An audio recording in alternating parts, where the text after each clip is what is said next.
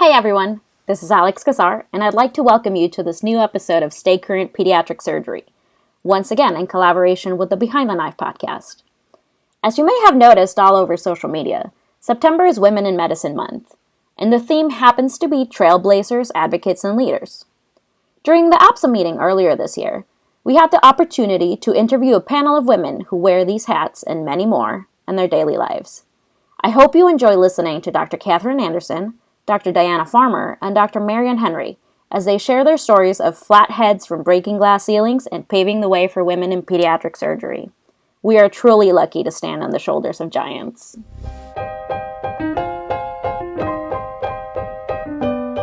Stay Current is a multimedia publication designed to keep healthcare professionals up to date on standards of care and new emerging ideas. This chapter is created and edited by Todd Ponsky, Alex Casar, Alex Gibbons, and Ray Henry, and is recorded and produced at Cincinnati Children's Hospital in Cincinnati, Ohio. Today, our guests are a panel of phenomenal surgeons and leaders. Dr. Kathryn Anderson attended Cambridge University, where she earned a Bachelor and Master's of Arts before moving to the United States. She then attended Harvard Medical School, followed by an internship in pediatric medicine at Boston Children's Hospital because she was denied a surgical internship. After a year, she joined the Georgetown University Hospital General Surgery Residency, but left after 2 years due to gender discrimination. After working in community hospitals with a higher volume of operative time, she completed a pediatric surgery fellowship at Children's National Medical Center. She went on to become professor and chair of surgery at Children's National, surgeon-in-chief at Children's Hospital in Los Angeles, chair of the surgery section of the American Academy of Pediatrics. She's on the editorial board of the Journal of Pediatric Surgery. She was the first woman to rise in the ranks of the American College of Surgeons and the American Pediatric Surgical Association. On top of all of this, she was a surgeon scientist with research interests in esophageal replacement. We also have Dr. Diana Farmer, who was one of the first guests on Behind the Knife back in June 2015, episode 11. She is an internationally renowned fetal and neonatal surgeon, chair of the Department of Surgery at UC Davis, and a very active surgeon scientist. She earned her bachelor's at Wellesley College in Massachusetts, followed by her MD at the University of Washington. She then completed her general surgery residency at UC San Francisco, followed by pediatric surgery fellowship at the Children's Hospital of Michigan. Among many honors, she was elected to the Institute of Medicine of the National Academies, one of the highest honors in medicine. Finally, we are joined by Dr. Marion Henry, Associate Professor of Surgery and Pediatrics at the University of Arizona and Surgeon-in-Chief at Banner Diamond Children's Hospital. She completed her bachelor's degree at Princeton University, followed by medical school at Stanford, and general surgery training at Stanford University and Yale, where she obtained her master's in public health. She finished her pediatric surgery fellowship at the Children's National Medical Center. Dr. Henry was an active duty surgeon in the Navy for 9 years, earning the rank of commander. She is extremely active in advocacy efforts for the American College of Surgeons and the American Pediatric Surgery Association, and is a leader in the Association of Women Surgeons. So, Dr. Anderson, why don't you get us started here? So, who is Benjy Brooks and what is a society? Benjy Brooks was one of the first female members of APSA, first female pediatric surgeons, period. And she was one of the first people who got actual training from Dr. Robert Gross. Now, Dr. Robert Gross was a wonderful surgeon, a great human being, and a great innovator, as I know you're aware. But he'd never trained a woman. And by reputation, he had prejudice against doing so. Dr. Charles Janeway was the chief of pediatrics at the Boston Children's Hospital and was a contemporary of Dr. Gross. And one day he went up to Dr. Gross and he said, "Dr. Gross, I have this resident who wants to be a pediatric surgeon. And would you train this person?" And Dr. Gross, of course, assumed that this Benjy Brooks was a male. So he said, "Sure." No interview. Everything was very informal in those days. So the first day Benjy Brooks arrived, and that was when Dr. Gross discovered that she was a woman. But he trained her anyway.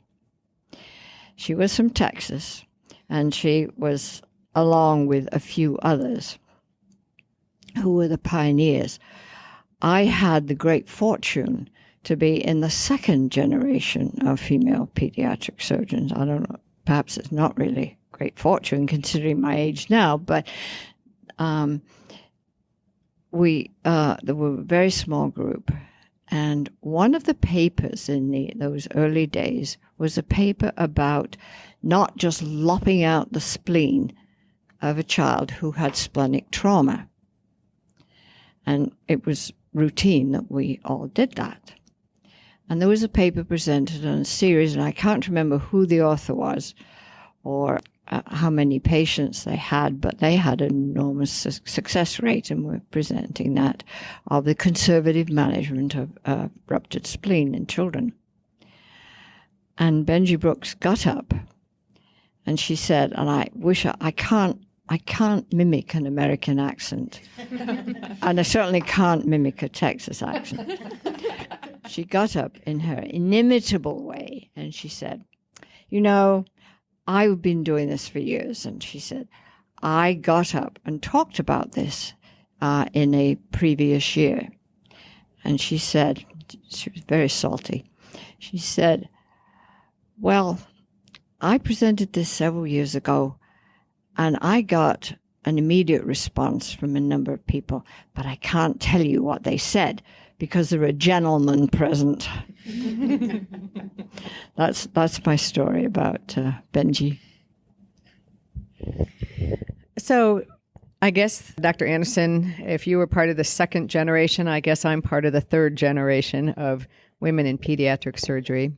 And I do remember that there were a few of us who would meet in one of these, just like this, one of the breaks or sometime after the meeting was over. In those days, there were usually two alternatives for the free afternoon. That was a day when we had free afternoons at APSA, and they were always golf or tennis. So a few of us women got together, and we'd sit in the back of the room and say, well, you know, we really don't play golf or tennis. Maybe we can come up with some other activities. And this went on for a few years, that we would talk about that we wanted something else to do, and we wanted an opportunity for women to get together. In the very beginning, when we asked for permission to get a room, we were essentially told we didn't want any more of these splinter groups to form in APSA. They had described splinter groups in the college. So then we got smart and said, well, I guess we won't ask for a room. We'll just start doing it ourselves. And we started very simply, never as a formal organization, but just getting together for lunch or an alternative. We participated in ideas. We put out ideas for either spa afternoons or just lunch. I think Rebecca Myers helped us arrange kayaking one time. And we continued on in a fairly informal way. Finally, APSA was willing to give us a room and put us on the program. We thought that was a big advance. We still had to buy our own lunch, but we were okay with that. But that was a big step. And at some point in the course of that, I'd probably say maybe 2 or 3 years into it, we decided that we should probably have a name. And we did a little bit of research on, indeed, was Benjy the first pediatric surgeon? And there was a little bit of controversy, some research, some looking into other things, but the consensus really was that indeed she was the first pediatric surgeon. And that's how we self-appointed ourselves, the Benjy Brooks Society.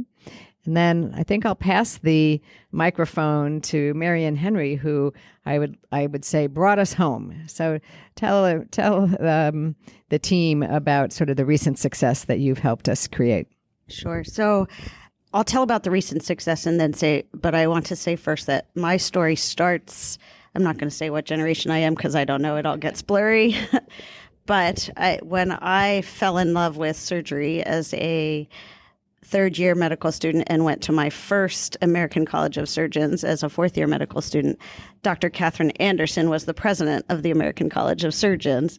So that was a pretty incredible role model and an incredible year to attend as a medical student. And at that time, Dr. Farmer was at UCSF still, and our medical schools or hospitals were briefly joined. And so I remember pediatric surgery meetings, phone meetings, teleconferences with the joint departments of pediatric surgery between Stanford and UCSF. And so that is my connection to these women with me here, and how I got very inspired in pediatric surgery and involved early on in being able to attend these Benjy Brooks luncheons. And then the first year it got on the program officially was the year Dr. Tolukian was president, and I was a lab resident at Yale in Larry Moss's lab, but with Dr. Tolukian right down the hallway. So that was a very exciting time to be coming through the whole process of, training in pediatric surgery. So I have been attending those luncheons since that time frame. And last year at the get-together, the question was posed, do we need this anymore? Are there enough women now in pediatric surgery that this is obsolete and not necessary?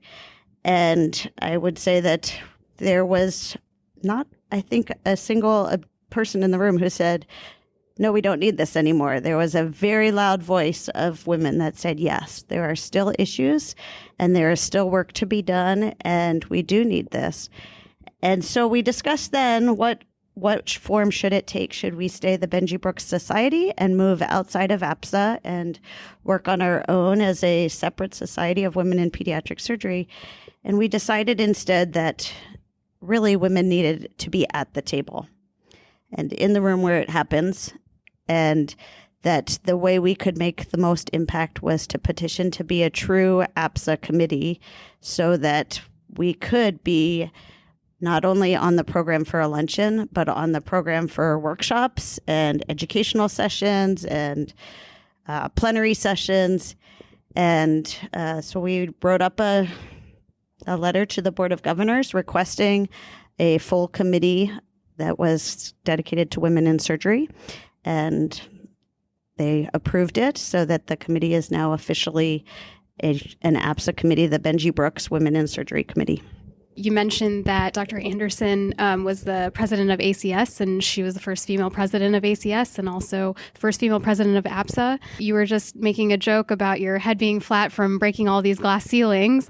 Tell us, people don't always talk about the adversity that they face, and you being a groundbreaker like this, how was it to go through those challenges, and how much do you appreciate how we've progressed now with the Benjy Brooks Society and with all these women in surgery who are mentors to women like us here who are aspiring to be pediatric surgeons?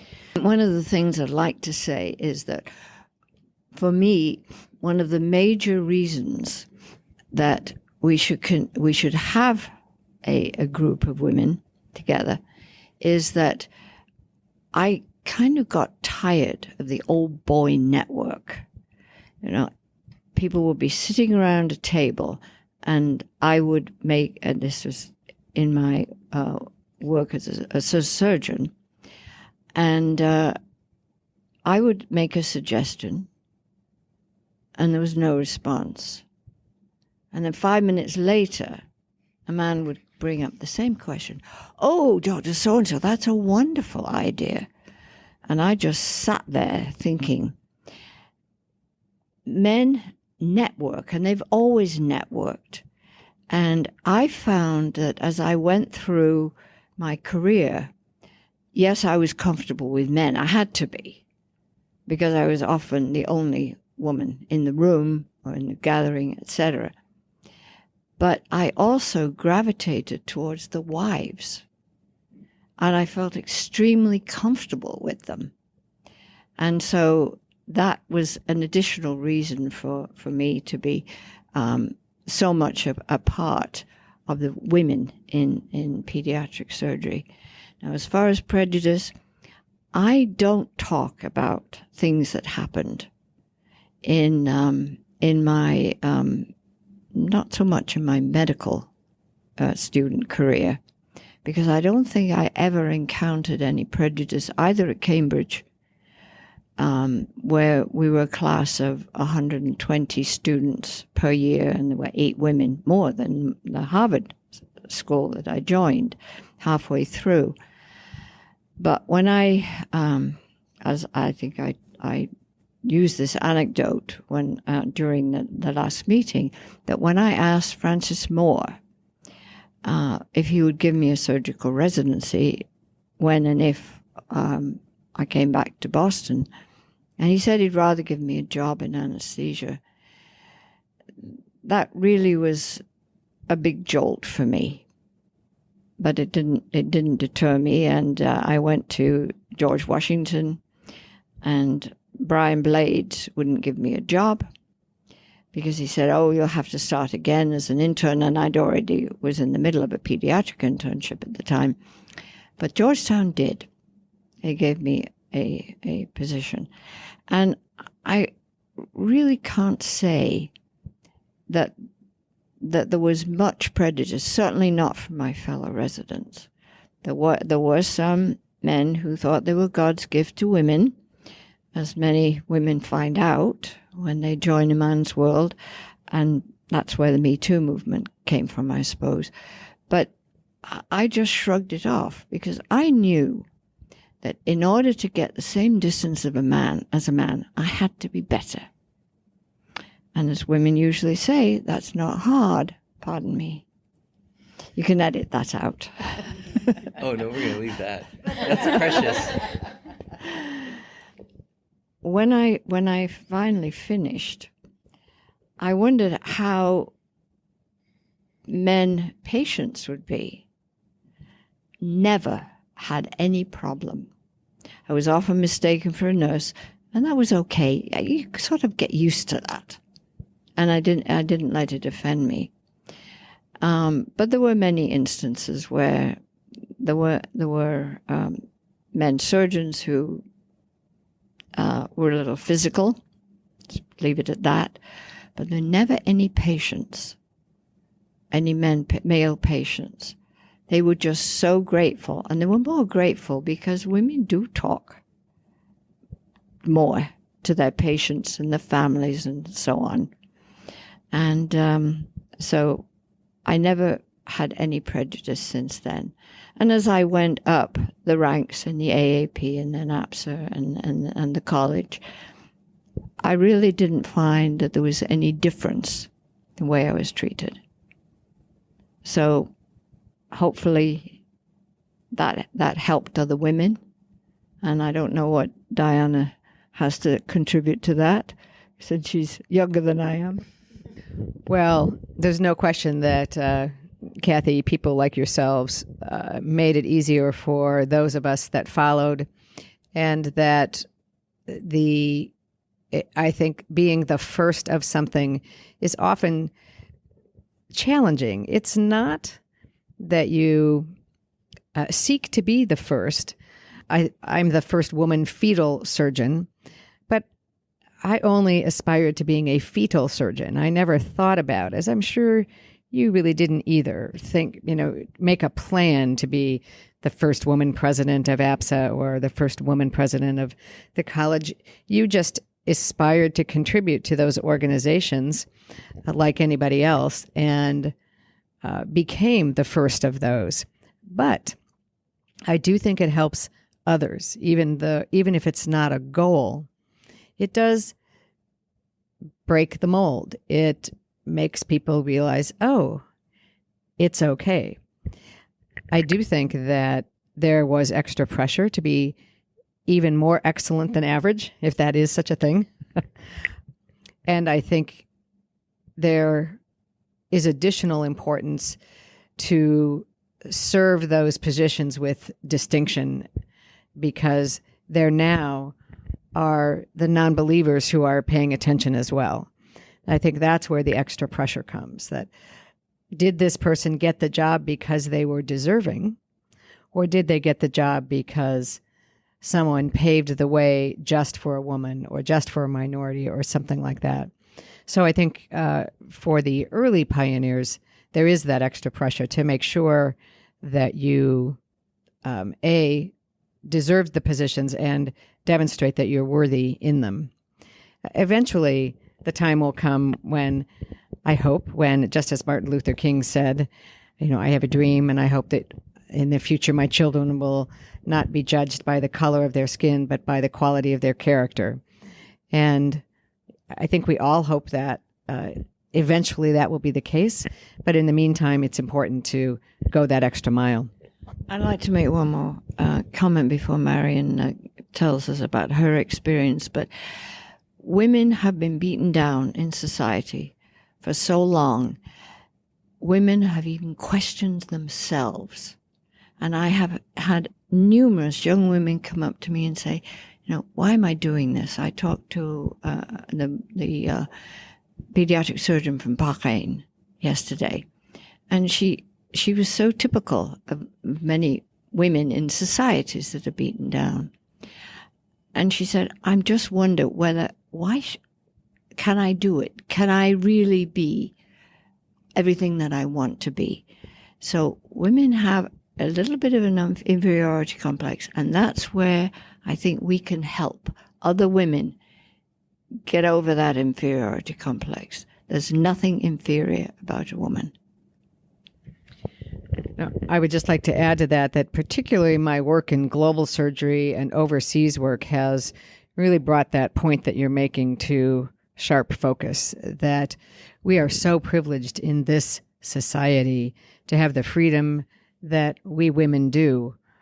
And it hasn't been that many generations where women were afforded those same opportunities for education and the like. And we should never take it for granted, because certainly in many societies around the world, it is the expectation for women is only to be there to service men and raise the children and et cetera. And that we should not take for granted the enormous opportunities that we have here. And therefore, I think we do have an extra responsibility. The wonderful opportunity that the society had and the committee now has is both to, share and celebrate those who came before us, because they really did pave a way. I have not been the first in anything, which is great. Actually, I guess that's not true. I'm the first female chair of the Health Policy and Advocacy Committee, because it's only that many years old. But otherwise, I'm happy to say I have not been the first, because there are people who paved the way for me to get there. And that doesn't mean there are not still challenges. And I see leaders ahead of me, women leaders ahead of me, face those challenges. And, there are still inequalities in terms of leadership position in particular, in surgery in general. And we hope to look at exactly where we are in the world of pediatric surgery with the status of women and what leadership positions they hold. And we're, as a 50th anniversary project, want to tackle that project. But we still face challenges that are somewhat different, somewhat the same, and sometimes we raise the questions that impact everyone, both men and women. And but we're willing to raise the questions of how do you manage all the aspects of life that you want to manage, whether that's research and career and home life, whatever home life looks like for you. I think it also means we can help mentor and sponsor not just women, but deserving men and women who otherwise are underrepresented. And so we have that both privilege to thank those who've paved the way for us, but responsibility to continue to help others overcome the challenges that those ahead of us faced and overcame for us. And I think that's one of the wonderful things about having a committee of this nature is we can do those, that dual goal of both recognizing and working for even better times for everyone. I was struck at the meeting. There was great and lively conversation, and there was still lots to talk about, and that we're not finished, and that I was very pleased that the decision had been made to continue. And I remember you asked the question about balance, and I remember making the comment then. But when I was an undergraduate, I went to a women's college, and I remember getting the advice at that time that you can indeed do it all, and that we should not limit our ambitions in any way, no matter whom you are, and that you just maybe can't do it all at the same time. And the advice then was you could have a social life and a career and a family life, but you probably couldn't have all three of those things at the same time. And however that's defined, I think that's really true. But I was very pleased at the meeting the other morning that there was still so much lively interaction. And there are now so many women that if we went around the room and introduced each other, which is what we used to do, that it would take 3 hours. So that was great. So it was really fun. I think I want to put a caution in, because having been one of the only women in a group of men for whatever reason, not just in surgery, but there can be a tendency among women who are the only ones, maybe it's a token or it's a developing field, to basically not help other women. And that I have been subjected to. And it's extremely disappointing to me that that would happen, that a woman, feels special because she's cherished by her group of men around her, and she doesn't want to let anybody else in. And we've got to caution against that. Yes, I would share similar experiences as I went through, but I'm happy to say there's less of that. I think particularly I'll speak for APSA, that I would say that people have been great with this. I remember, in fact, Dr. Anderson giving me the advising me to start actually contributing to APSA and the APSA Foundation and the college. And no one had ever suggested that to me before. It was very interesting. It just had never occurred to me that that was something you should do. And how glad I was after I started doing that. And there were years I felt like I could contribute more or less, but I've made it ever since that day. I have made it a habit to make sure that I contributed to the organizations that mattered to me. And just, you kind of need somebody once in a while to tell you what are the things to do and what's right and what are the unspoken sort of social norms of moving forward. So I really appreciated that girl-to-girl advice. Well, I'm very glad that one of my advice has been taken by somebody. I think one of the roles of a committee like the Benjy Brooks Women in Surgery Committee is to help lift all women, and so to help combat against that potential problem of a woman not lifting others around her, or any other underrepresented person who has a position. And we had an interesting discussion on tokenism in the committee, or in the lunch meeting yesterday. But to that end, the committee, aims to put together lists of women speakers, and so that someone doesn't have to rely on the one woman they know, or the one person they know who can speak on this, or the one department that has people, but that we have an ability to sort of have resources throughout the country, throughout programs, academic and community, large and small, and really, lift all women as well as all members of APSA to contribute as much as they can, and really, call on the wisdom of all rather than just the wisdom of few who get called on frequently.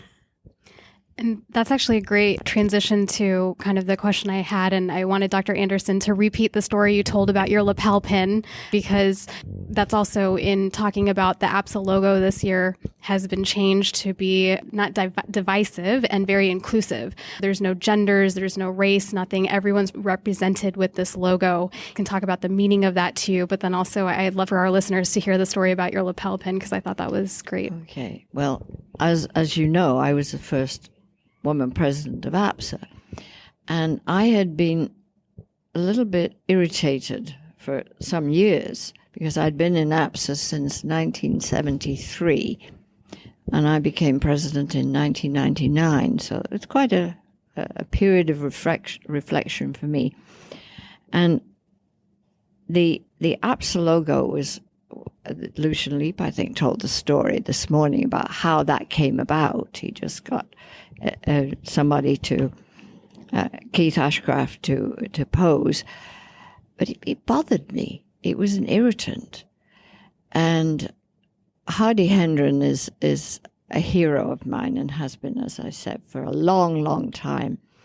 Very, very supportive of women, and particularly of me and Pat Donahoe.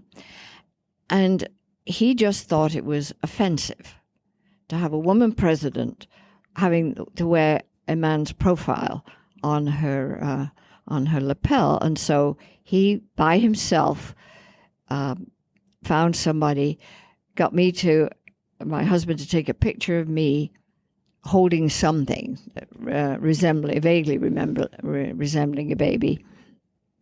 And he had this pin made, which Diana is showing you, and every female president since then. But as I said in the panel discussion, that was really as sexist as the male logo before. So I brought up, it was quite a few years ago that I brought up in a business meeting that we really ought to change the logo. And I think that was probably about 7 or 8 years ago. And this has come to fruition this year.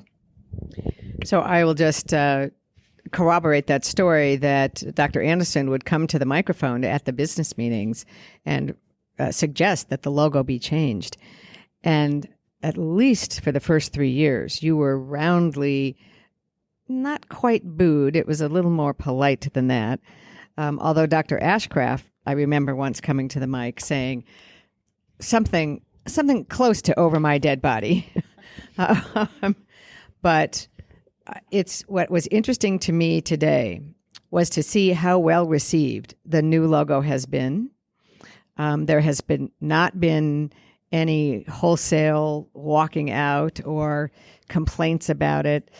I think it was socialized well over time. I think the 50th anniversary committee made a point of let's tie it to the 50th anniversary, that it's appropriate time for a change, and it has gone very smoothly. But at the first couple of meetings that you presented it was not at all well received. There was a feeling that APSA did not need to change.